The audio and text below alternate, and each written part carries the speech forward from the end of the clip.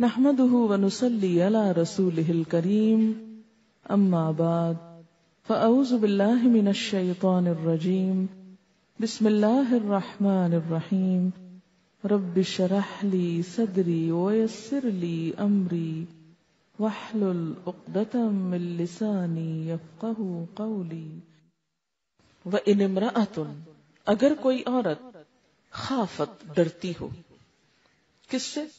من بالہا اپنے شوہر سے،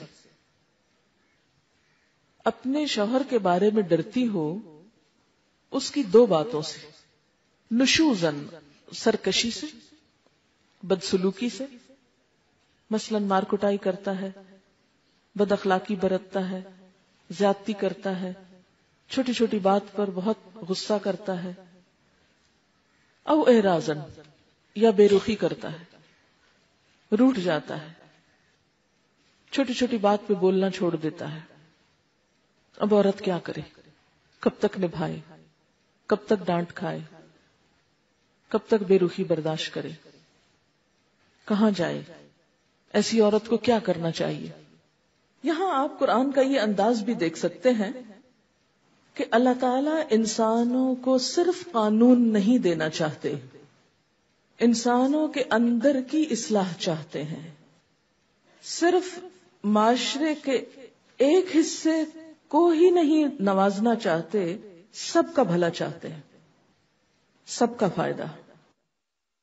اور معاشرے کے کمزور طبقات کے حقوق دیے بغیر عورتوں کو بھی ان کا حق صحیح طور پر نہیں دیا جا سکتا، کیونکہ معاشرے کے مختلف افراد ایک دوسرے سے جڑے ہوئے ہوتے ہیں، ایک دوسرے سے ملے ہوئے ہوتے ہیں۔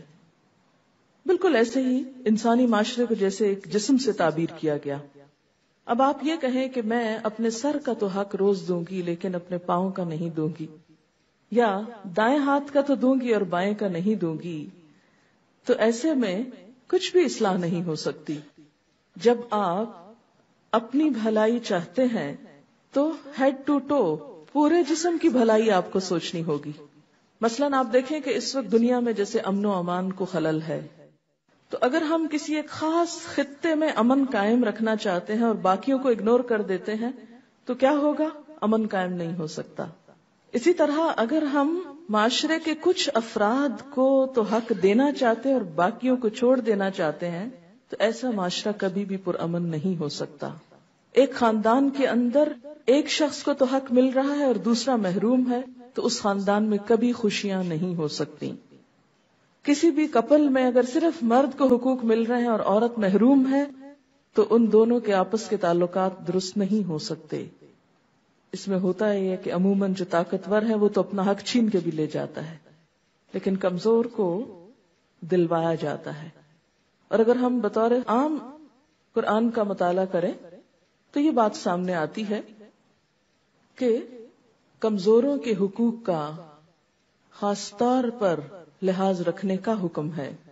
آپ صلی اللہ علیہ وسلم اپنی وفات سے قبل جو آخری باتیں فرما رہے تھے ان میں سے ایک تلقین کیا تھی کہ عورتوں اور غلاموں کے بارے میں خاص طور پر اللہ سے ڈرنا، کہ آپ کو اندیشہ تھا کہ ان کے حقوق مارے جائیں گے، کہ معاشرے کا ایک کمزور حصہ ہے۔ انسانی معاشرے میں کبھی حالات ایک جیسے نہیں رہتے، شوہر اور بیوی کا تعلق بھی اسی طرح اونچ نیچ کا شکار ہوتا رہتا ہے۔ کبھی ایک فریق خوش ہے تو دوسرا ناراض ہے، کبھی دوسرا خوش ہے تو پہلا ناراض ہے، کبھی ایک اپنی ذمہ داری پوری کر رہا ہے اور دوسرا غافل ہے، اور کبھی وائس ورثہ۔ دونوں کے تعلقات میں اتار چڑھاؤ آتا رہتا ہے۔ انسان صرف گوشت، ہڈی اور خون سے بنا ہوا نہیں، انسان کے اندر لطیف احساسات اور جذبات بھی ہیں جو مختلف اوقات میں تبدیل ہوتے رہتے ہیں۔ تمام جذبات کا مرکز دل ہے۔ دل کو عربی میں قلب کہتے ہیں۔ قلب کا معنی ہوتا ہے الٹ پلٹ ہونا۔ انسان کا دل الٹ پلٹ ہوتا رہتا ہے اور یہ تمام انسانوں کے ساتھ ہے۔ اگر آپ دیکھیں اپنے بچپن کو تو اس وقت آپ کی پسند کچھ اور تھی۔ ایک بچہ دنیا میں سب سے زیادہ اپنی ماں کو چاہتا ہے، اس کی طرف دوڑ دوڑ کر جاتا ہے ہر خوشی اور غم کے وقت. لیکن آپ نے دیکھا کہ بچے جب بڑے ہوتے ہیں، ٹین ایج میں آتے ہیں، تو ماں باپ کا رول ان کے لیے سیکنڈری ہو جاتا ہے. اب ان کے دوست اور معاشرہ ان کے لیے زیادہ امپورٹنٹ ہو جاتا ہے. پھر وہ عمر گزرتی ہے، شادی ہوتی ہے، پھر خاندان اہم ہونے لگتا ہے. شادی کے ابتدائی دنوں میں شوہر اور بیوی آپس میں ایک دوسرے کے لیے اٹریکشن محسوس کرتے ہیں. جب بچے ہو جاتے ہیں تو ان کی پرائرٹی پھر اپنی ذات سے زیادہ ان کے بچے ہو جاتے ہیں. پھر جب انسان بڑھاپے کی طرف قدم رکھتا ہے پھر اس کی پرائرٹیز بدل جاتی. زندگی کے مختلف حصوں میں انسان کی سوچ بدلتی رہتی ہے. یہ ایک بالکل نیچرل سی چیز ہے، اور بدلتے حالات، بدلتے اوقات، بدلتی سوچوں کو اکوموڈیٹ کرنا ضروری ہوتا ہے. شوہر اور بیوی کے تعلقات ہمیشہ خوشگوار نہیں رہ سکتے، اس میں اتار چڑھاؤ آتا رہتا ہے. لیکن چونکہ اسلام اس تعلق کو محض لذت یا شہوت کی بنیاد پر قائم نہیں کرتا، نکاح کی بنیاد پر قائم کرتا ہے. دونوں کو ذمہ داریاں بھی دیتا ہے، حقوق بھی دیتا ہے. اسلام میں شادی کا تصور یہ نہیں کہ جب تک اٹریکشن ہے اکٹھے رہو، جب ختم ہو جائے تو الگ ہو جاؤ. نہیں، کیونکہ بنیاد صرف اٹریکشن نہیں، بنیاد ایک نئے خاندان اور انسانیت کی تعمیر ہے. اکثر ایسا بھی ہوتا ہے کہ ابتدا میں انڈرسٹینڈنگ نہیں ہو پاتی، جو وقت گزرتا ہے ہوتی چلی جاتی ہے، ایک دوسرے کو سمجھنے لگتے ہیں. اس لیے شوہر اور بیوی کے درمیان جب اختلافات ہوں، تلخ دن آئیں، تو حل یہ نہیں بتایا گیا کہ دونوں ایک دوسرے کو چھوڑ جائیں، ایک دوسرے کو کاٹ دیں، ایک دوسرے سے الگ ہو جائیں. نہیں، بلکہ سخت سے سخت مرحلوں پر بھی ایک دوسرے کو سمجھنے کی کوشش کریں. پیچھے سورۃ النساء میں آپ پڑھ چکے ہیں کہ واللاتی تخافون نشوزہن، وہ عورتیں جن کی سرکشی کا تمہیں خوف ہو. تو یہ نہیں کہا کہ ان کو کاٹ کے پھینک دو، طلاق دے کے کک آؤٹ کر دو، گھر سے نکال دو. نہیں، کیا فرمایا؟ فعظوہن، انہیں سمجھاؤ. اور بعض کون سی نصیحت ہوتی ہے؟ جو دل میں اتر جائے پوری خیر خواہی کے ساتھ. نہ سمجھے تو کیا کرو؟ ان کو اگنور کرو، بے رخی تھوڑی اختیار کرو، شاید اب پلٹ آئیں، اصلاح ہو جائے. اسی طرح یہاں اب یہ بتایا گیا کہ اگر ایک عورت اپنے شوہر کی بے رخی سے، بدسلوکی سے ڈرتی ہو تو وہ کیا کرے؟ کیا وہ بھی گھر چھوڑ کے چلی جائے، معصوم بچوں کو چھوڑ دے، اپنا حق لیتے لیتے دوسرے لوگوں کے حقوق ختم کر دے؟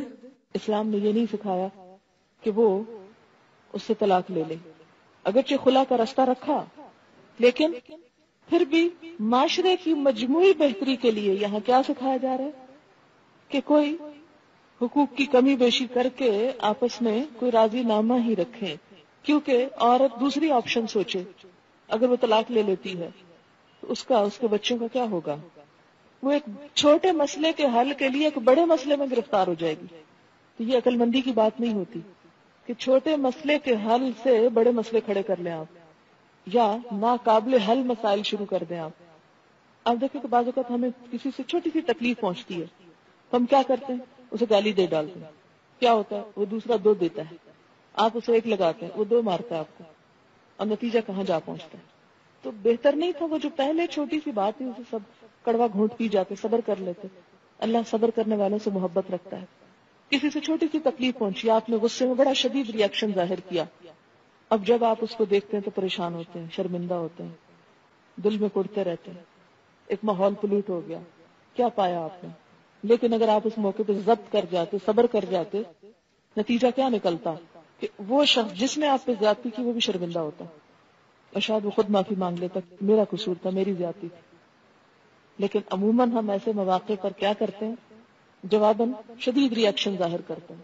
وہ وقتی طور پر تو شدید ری ایکشن ہم نے کر لیا، پایا کیا؟ انسان دیکھے حاصل کیا ہوا، ہم پاتے نہیں پھر کھو دیتے ہیں.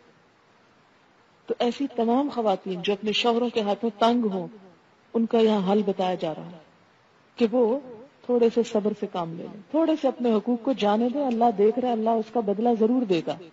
اس کا حل صرف یہ نہیں کہ آپ گھر چھوڑ کے بھاگ جائیں یا جواباً شوہر کو پیٹنے لگے. وہ تو گھر نہ ہو جائے گا، ایک کشتی خانہ ہو جائے گا، ایک دنگل ہو جائے گا. دنگل بنانا چاہے تو بنائیں. اسی لیے وہ جو پہلے بھی میں نے بات کی تھی کہ مرد مار سکتا تو عورت کیوں نہیں مار سکتی؟ عورت کو اللہ نے مارنے سے روک کر اس دنگل کو ختم کیا، ورنہ باکسنگ شروع ہو جاتی گھر میں تو گھر گھر نہ رہتا۔ تو یہاں پر کسی بھی نزاع کے موقع پر، جھگڑے کے موقع پر، فساد کے موقع پر، بد اخلاقی کے موقع پر، بد سلوکی کے موقع پر جب ایک شخص زیادتی کر رہا ہو تو جواب میں تھوڑے سے دھیمے ہونے میں آپ کی کوئی بے عزتی نہیں۔ لوگ سمجھتے تھے ہماری بے عزتی نہیں۔ حدیث میں آتا ہے من تواضع للہ رفعہ اللہ، جس نے اللہ کے لیے عاجزی اختیار کر لی، تواضع اختیار کر لی، اللہ اس کو بلندی دے گا، اللہ اس کو بڑا کر دے گا، وہ چھوٹا نہیں رہتا۔ ایک دانہ گندم کا ایک دانہ ہوتا ہے، جب وہ مٹی میں ملتا ہے تو اس سے 700 دانے بنتے ہیں۔ اگر وہ اکڑا رہ کر میں مٹی میں نہیں جاتا، میری اس میں ذلت ہے، میں شیشے کی بوتل میں رہنا چاہتا ہوں، 100 سال بھی شیشے کی بوتل میں رہے تو کھایا جائے گا اندر سے، اوپر سے خالی خول کھڑا رہے گا، اندر سے کھا لیا جائے گا اور اس سے 700 کبھی نہیں بنیں گے۔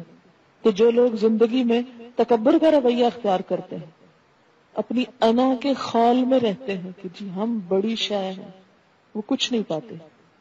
تھوڑا جھک جانا، تھوڑا عاجزی اختیار کرنا۔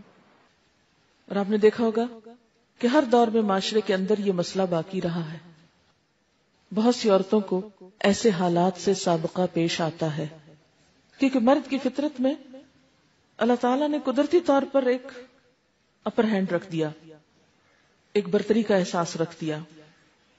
جسمانی طور پر بھی مرد طاقتور ہوتا ہے کیونکہ اس کے کام جو اس سے ایسے اللہ نے لینے تھے۔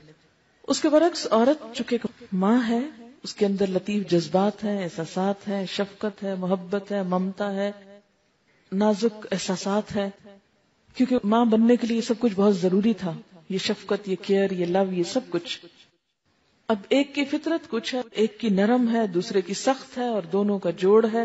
اب ہو تو کیا ہو، کیا کیا جائے؟ یہ نہیں کہا گیا کہ وہ خلا لے لے، یہ نہیں کہا گیا وہ طلاق کا مطالبہ شروع کر دے، یہ نہیں کہا گیا کہ وہ بھی روٹ کر گھر چھوڑ کے بچوں کو چھوڑ کے چلی جائے، آزاد ہو جائے، یا یہ کہ کسی اور آدمی سے دل لگا لے، یا وہ بھی سرکشی اور بدتمیزی شروع کر دے۔ یہ حل نہیں بتائے گئے۔ کیا کہا گیا؟ فلا جناح علیہما، تو کوئی گناہ نہیں ان دونوں پر، دونوں کو سمجھایا گیا ان یصلحا بینہما، کہ آپس میں صلح کر لیں۔